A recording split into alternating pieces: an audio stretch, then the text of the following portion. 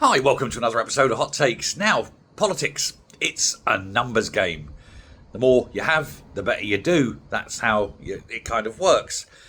Generally, of course, Labour currently have a huge majority, but it may not be working out so well for Keir Starmer because the numbers are very high on the rebellion front over this particular cut to welfare. But that's not why I'm here to talk. What we're talking about here is the number 14. 14 is a terrible number if you're in the Conservative Party. It was the number of years you had in power in order to sort out all the problems that you've now identified and worked out, we really ought to sort these problems out. You've had 14 years to sort them out. If you didn't sort them out then, why should anyone believe you're going to sort them out now? In fact, half of the problems you caused. It's a bugger, isn't it? The other problem with 14 is, from an electoral point of view, a percentage.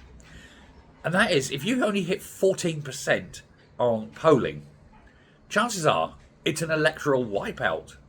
You will get the odd seat or two, but not many. You're going to be very, very much reduced, a ghost, a shade of your former self.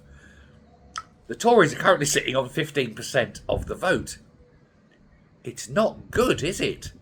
And here's the thing. It doesn't take much more of Tory voters going across to Reform.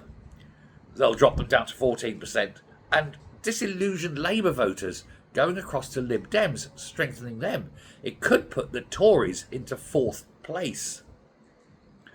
At that point, it would be hard to see how the Tories would win any seats whatsoever. And there'll be people who aren't quite disillusioned enough to leave the Tory party, but who may still lend their vote to Reform, simply because they know if they vote Tory, it'll be a wasted vote and Labour or Lib Dems or someone likely to get in. Whereas Reform is more aligned with their politics, so they may well still support the Tory party, but vote Reform. For Kemi, it's existential, not just for her leadership, but for her very party. The oldest political party in the world may well be dying. And that's because all the Tories have gone. There are no real Tories left. They're all lefty. They're all wets. They're all sopping, wringing wet. Lefty liberals. Where's the hard right in the Tory party anymore? It's weird, isn't it? And yet, there's nothing she can do. Every time she comes out and says, we'd like to do something very Tory and put it a right of centre spin on it, people just say, well, that's Reform's policy. Why are you copying them?